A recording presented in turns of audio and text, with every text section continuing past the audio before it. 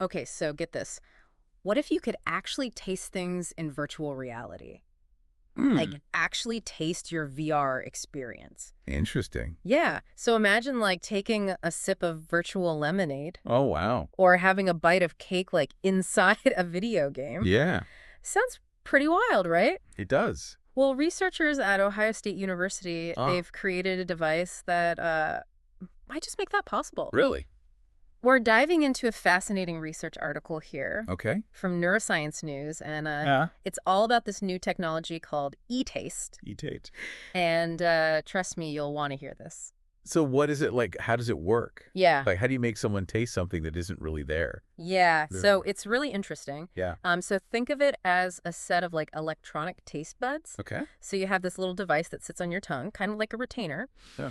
and it's loaded with these tiny sensors, Mm. and those sensors can detect specific molecules that are associated with like the 5 basic tastes. Right. So, sweet, sour, salty, bitter, and umami. Oh, so it's kind of like a chemistry lab happening right there on your tongue. Exactly. Yeah. But here's the really clever part. Okay. So instead of directly releasing those flavors onto your tongue, Right. the device actually sends signals wirelessly to like a remote unit.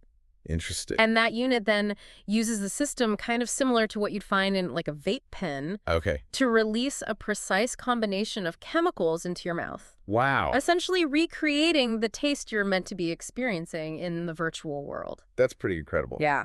I'm already picturing virtual wine tastings. Oh, yeah. Where you can just like sample vintages from around the world Wow. without even leaving your living room. Right. And get this, What? in the research article they mentioned during the trials, Okay. participants were actually able to distinguish between different taste intensities Mm-hmm. with 70% accuracy. Really? Pretty amazing, right?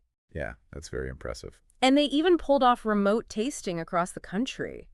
What? So someone in Ohio Mm. was actually able to taste a sample being controlled from California. No way. It's crazy. That's amazing. So it opens up all these incredible possibilities for like connecting people across distances, Right. sharing meals together, Yeah, experiencing food cultures from around the globe. that would be amazing.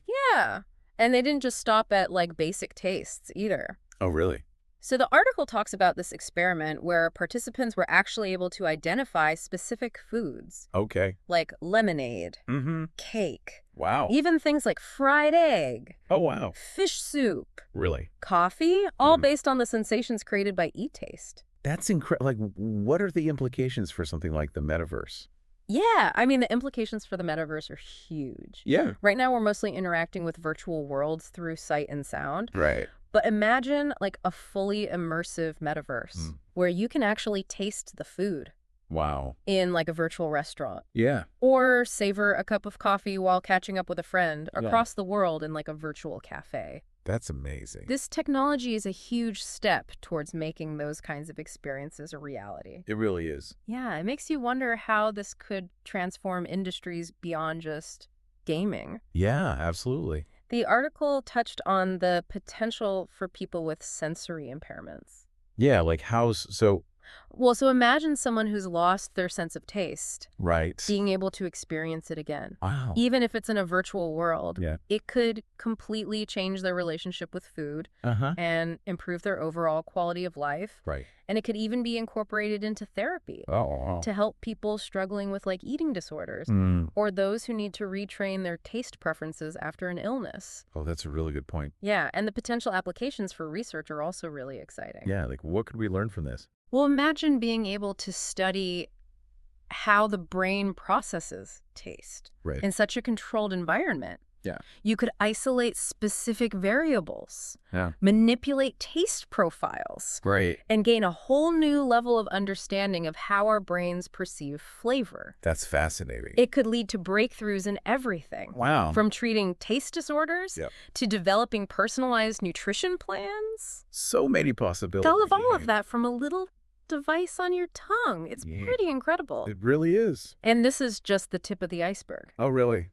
The article mentioned that researchers are already working on making the e-taste device smaller, Okay. more comfortable to wear, kind of like an invisible retainer. Hmm.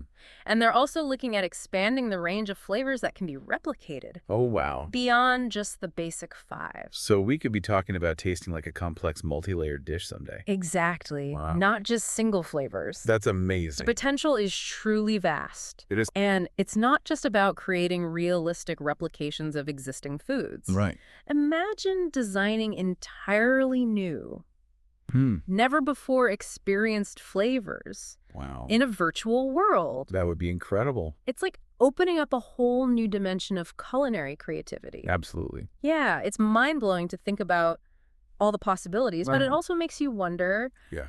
about the potential downsides. Yeah, definitely. Like, what are the risks? What if we get so caught up in these virtual flavors Right. that we kind of lose interest in real food? Yeah, exactly. Like, are people going to start craving virtual gourmet meals instead of appreciating like a simple home-cooked dinner? Yeah. Will virtual wine tastings replace the joy of actually sharing a bottle with friends in person?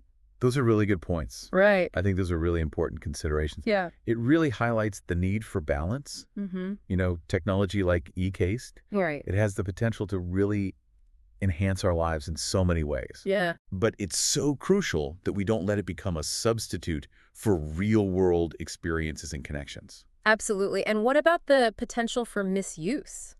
Like, could this be used to manipulate people's eating habits? That's a good question. Or create, like, unhealthy cravings? Yeah, it's certainly something we need to be aware of. Right. Imagine food companies Uh-huh. using e-taste to make their products just seem irresistibly delicious, Right. even if they're loaded with sugar or salt Yeah. or unhealthy fats. It's kind of unsettling. Yeah. It's like subliminal advertising taken to a whole new level. Exactly. And it raises a lot of ethical questions Mhm. about transparency Mm-hmm. and informed consent. Right. Like, do we have the right to know Yeah. if our sense of taste is being manipulated? Exactly. And should there be regulations Right. to prevent companies from exploiting this technology for profit? Yeah, these are really complex issues that we need to deal with Yeah. as e-taste becomes more sophisticated Right. and widely available. The research article also mentioned that e-taste could potentially be used to help people Yeah. with conditions like long COVID, Right. which can cause taste loss. Mm-hmm. But could it also be used to address like other health concerns? Oh, absolutely. Okay. Think about the potential for treating eating disorders. Yeah. Like, imagine using e-taste to help someone with anorexia Right. reassociate pleasure with the taste of food, or help someone with binge eating disorder kind of manage their cravings. That's an angle I hadn't even considered. Yeah. That's a really good point. It could be a game changer Yeah. for people struggling with those conditions. And there's potential for managing chronic diseases as well. Definitely. Like, for example, people with diabetes could use e-taste to help them control their sugar intake. Right. By maybe like reducing their sensitivity to sweetness. Exactly. Yeah. So it's not just about indulging in virtual flavors. It can Mhm. actually be a tool Yeah. for improving health and well-being. Precisely. And it could even be used to personalize nutrition plans. Oh, wow. Imagine creating custom flavor profiles Yeah, based on someone's individual dietary needs and preferences. right. It could make healthy eating more enjoyable and sustainable. It's fascinating how this technology could be used for both pleasure and practicality. I know. It's really amazing. But as we've been discussing, Yeah. there are a lot of ethical and societal considerations that come along with it. Absolutely. We need to have these conversations early on Mm-hmm. before this technology becomes really widespread. Right. We need to think about the potential risks and benefits. Yeah. And we need to develop guidelines and regulations Right. to ensure that it's used responsibly. It's like we're standing on the edge of a new frontier. It really is. E-taste has the potential to revolutionize how we experience the world, Yeah. but it also raises some really big questions about how we want that future to look. It's what makes it so compelling Yeah. to explore. It's not just about the technology itself. Right. It's about the human impact, Uh-huh. the ethical dilemmas, Yeah. and the broader implications for society. Mm-hmm. It's about understanding how this technology is going to shape our lives Right. and making sure that we're using it in a way that benefits everyone.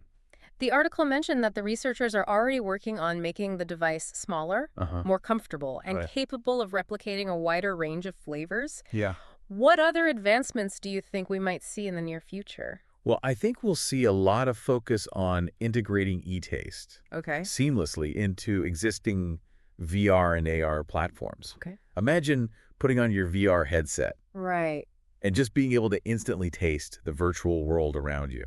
So we've been talking about all these amazing ways e-taste could enhance our lives, like virtual wine tastings, Right. treating eating disorders. Right. But it really makes you think about the impact on like our social interactions. Like, will virtual dinners with friends across the globe Right. just become the norm? That's a good question. And will we feel as connected to people through a screen, even if we can share like a virtual meal together? Yeah. Will it enhance our relationships, or Yeah. will it create like new forms of distance and isolation?